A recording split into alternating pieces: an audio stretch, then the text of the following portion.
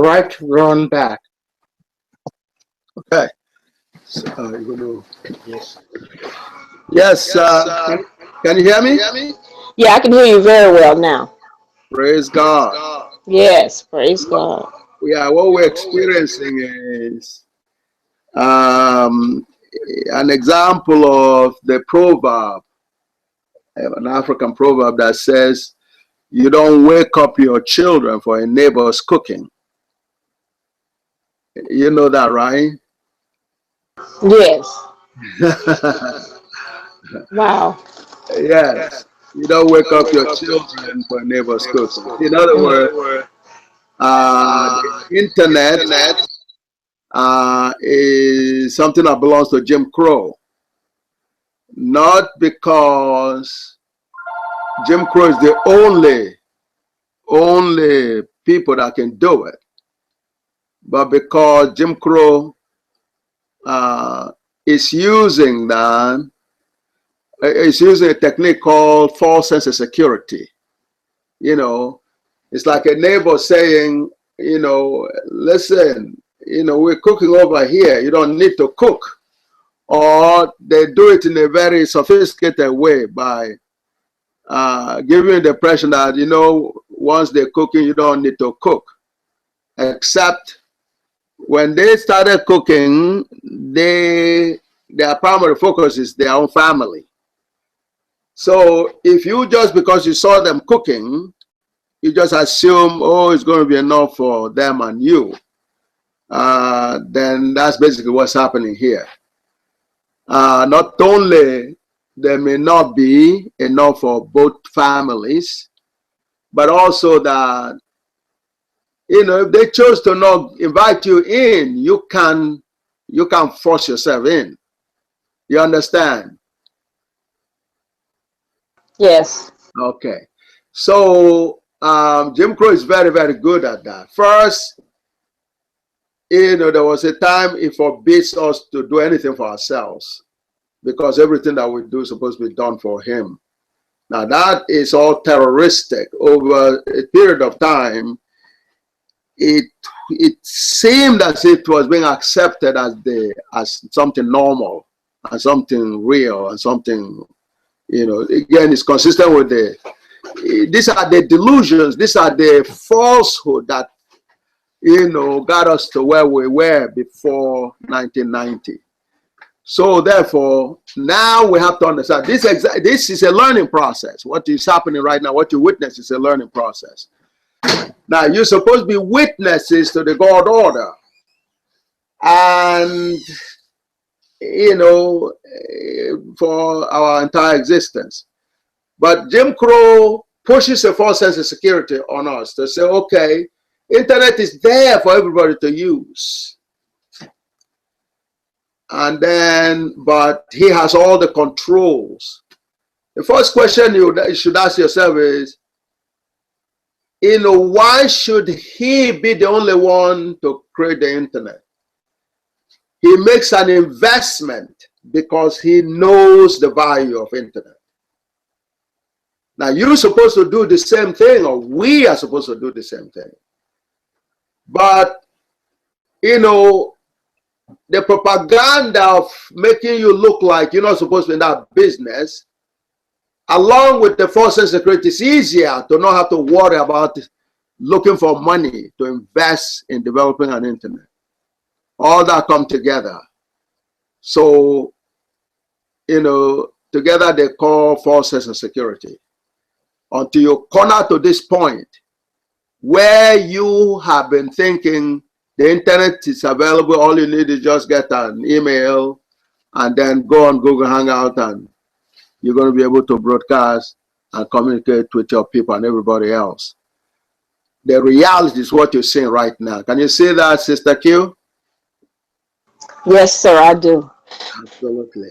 Now, but, you know, now Russians used to be in a similar situations until Putin realized, hey, we can't depend on Jim Crow as a colony. Do you understand? The Western Jim Crow as a colony. So they disengaged. Do you understand? Yes. Okay, now that's what we need. That's what we need to do. Can you see that? Can you see that, Sister Q? Can you see that? Hello? Is disconnected again? Yeah, no, I'm here. Yes, I can see that. Okay. I can see that. Okay, so that's what we need to do. But you know, a learning process, you know, many times comes through experience. The Russians, you know, when Putin was ready to take on America, you know, because they were under the same similar false senses. Because so, hey, it's available. Why should you invest money? So that's what John was doing before when he was explaining how it is dangerous to not get the sense of value. To say, gee, I'm going to pick up things only when it's available for free. Do you understand? And the whole dynamics of welfare and all this other stuff, they're all together forces of security. They're very deadly. Africans are not, you know, we're never in that kind of position. Africans take pride in showing or glorifying God in terms of letting God's light shine through them. That's the dynamics of blackness. So over the last 2,500 years, attempts were made by Jim Crow to actually, you know, neutralize that and confuse our world. But God destroyed that through this formula here. Do you understand? Yes, sir. Praise God. Praise God is right. So we must glorify the Almighty God. Just like the Russians gave the Western Jim Crow ultimatum, they're going to get out of their internet. That's how we're going to get out of this internet, so we can actually, you know, do God's work. Now, but primarily we're here to bear witness to God, to the realities of God, which is what is called the God order. Jim Crow, by knocking us out or pretending or thinking he could knock us out of the reality of God in terms of the GIJ, he replaces God by himself. That's what Jim Crow has done. That's why you've been worshiping a blue-eyed blonde. I mean, black people are made to worship blue-eyed blonde God. That's not reality. This proves the GIJ is the real picture of God as a real picture. So this is what should be prayed to, because it is elegantly infallible representation of God. Can you see that? Yeah, I see it. Yes, because, you know, a mother is reality. Okay? You know, because mother gives birth to the babies. Is their mother, is the baby's mother, it's reality. And the child becomes a reality because of the mother and of course the father, but you understand? Yes, I understand. So when you see the symbolism of God, that is reality, because without mother there's no child. You understand? Yes. This GIJ is equivalent to a mother and a father. And, you know, because we exist, automatically verifies the existence of the GIJ where we came from. Do you understand? Yes. Just like the babies verify the existence of mother. Do you understand? Can you see that? Yeah, I see it. This microphone is sometimes acting up. So now, it's on that basis that I'm going to move on to this. So therefore, consider yourself as, you know, depending on where you're starting from. You could start from, you know, just coming out as a baby, trying to bear witness to the infallibility of reality. Okay. Yes. So you go. Assume it's going to take you some time before you could get any decent understanding of things. Do you understand? Yes, I do. But you must be patient. Okay. What you understand has to be done because it's a God order. You understand? Yes. He said, God ordered that the baby understand who is their mother. So just because they didn't understand that on arrival to this planet does not mean they should give up. You understand? Yes. They have to keep on struggling. You know, Yeah. thank God there's food from mama. You understand? Yes. Yes, I do. So that makes it easy for us to hang on, you know. Yeah. And as we grow up, we're going to find ourselves, wow, you know, this is what it means to have a mama and a daddy. So, Mm. and eventually, we feel comfortable and we feel secure, and we then have an understanding of, you know, that we're going to be a mother or a father someday. Do you understand? Do you understand? Yeah, I understand. All right. Now, we use my mother and Tantanga clan as a symbol of a black motherhood, no motherhood, the sixth class, you know. And then today, we have my father's anniversary as a symbol of the black father. And the black father needs the help of his family for him to reestablish. You understand? Yeah. Okay, so that cooperation requires an understanding of this formula because the GIJ represents the parents, you know, and the I specifically, the baby, the children. They all need each other to be one together. So now, but, you know, that's the parent symbolism, you know, because we all understand that better than we understand a lot of other things as creatures. And so, which gives us is based on how we understand God, okay? Because it's easier for us to relate to our parents than it is to relate with God. But once we've, you know, related to our parents, then we could use the extension, just like this picture, the formula here shows, okay? You know, once you understand the concept of, you know, parents and children, then you can understand how the GIJ, okay, is a union of parents and the children. The I is really the children, and the J are the parents. Do you understand? Yeah, I got it. The J of parents. Yes, yes. J are the parents. Actually, J is the ultimate parent, which is God. Okay, and the I is the rest of us who are created, who come out of the womb. Because we have babies who came out of God's womb. Do you understand? Yeah. Yeah.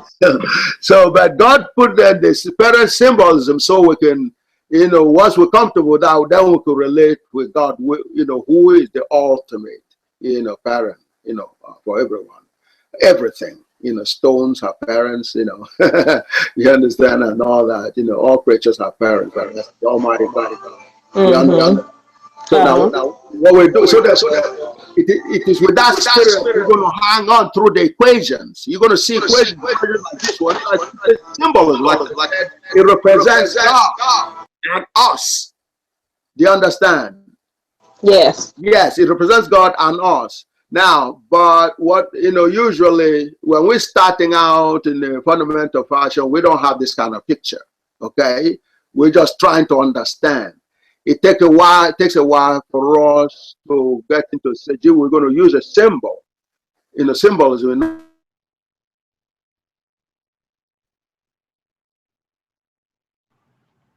Uh-oh. Look like you dropped. Yep. Dropped again. Uh-oh. I just got in. Oh, okay. Miss Perlin, I love you. Oh, But love you too. but But when you when you be having your computer on, I'll be hearing that feedback. okay, I try not to have it on. Look like he just will Oh, ask me. no, I know. It's live still. We live still, but no, I know. But that's the only part. And I be wanting to say something, but I don't be wanting to come off. You know what I mean? No, you You know. say something. You say Okay. something. I'm gonna keep it off. No, but you gotta, you gotta respond. But it's just hard to hear because you know what? You know what? I don't know what it is. See, I think what are you on your? Hold on, one second. Hold on. Yeah, help me figure it out. Okay, you on your computer? No, I'm on my phone. Oh, okay, you on your phone. Okay. 1 second. Okay. Let me see. Let me see. Yeah, it's hard. No, it is hard because you gotta hit it, and then you gotta, well, you gotta hit it, then come back, hit it, then come back. Yeah, that's it. No, I know what you mean. We still live, so what's gonna happen is, let me see. Probably will have to send us uh, a new invite. It's been dropping a lot. Yes, sir. Oh, okay. Yeah, they have. It's a lot of interference, but we both are privileged to be on this call. It should be about 100 people. Um, Yeah. but they listen in. It's thousands that listen in. But they on the when it goes once it's off and then it goes to YouTube, they keep the countdown. It looks like whatever 123 views or whatever. It's probably way more than that. They don't want to make it popular, Okay. so they do stuff like drop the call and mark. See, so when you come in and then I hear the feedback, sometimes they'll say, "Oh, that's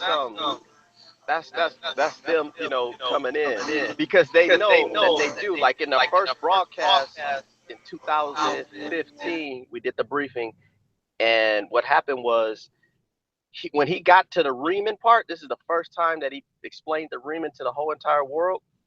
They gargled it. So when he was talking, you couldn't hear it on the playback. On the playback, they had gargled whatever he said on the Wow. on the part. So yeah, so the OFAPI, we know, like, okay, they're coming in and gargling it. So sometimes you hear the feedback from, it's coming from you. I know it's from you. He'll be like, no, they gargling it. But Yeah, it's I not thought just that too. yeah, it's not just but sometimes we just have to be mindful because sometimes we'll be on it, and we may forget that it's on. So I've done it before too. Forgot that it's on. I'm eating and I'm like, oh man, let me turn this thing off, man, because people will be hearing it. But Yeah, I'll try and keep that in mind. Really, I really do. I remember the first time you said it, but when he asked so many times, do we hear? And I don't hear anybody's response, so I go ahead and say, yeah. no, you're great. You're great for that. No, you're great for responding and everything. But yeah, like I was saying, man, this we're privileged to be on listening in on this. As you can tell, you said that you looked at all his videos. I mean, the professor and this is just it's magical. It's just unbelievable. Yes, it really is. And I thought I looked at all of them. I looked at a lot of them, but after I started really, going in there, I'm like, whoa, there's so much I haven't seen. Oh yeah, oh yeah, oh yeah. It's a lot more too. It's a lot more, and even the briefing, man. The briefing, it may seem repetitive, and it's really not a repetitive. I would compare it to the Bible. You know how people look in the Bible and then they say, they come back and they look and they say, wow, I didn't even know that was in the Bible. That's how Yeah. the briefing really is. Yeah. If you go back and study the briefing, sometime I look back at the briefings and I'm like, I was listening to this. I never heard none of this because it's 10 hours or so. And when you're doing the briefing, you may be, doing laundry, you may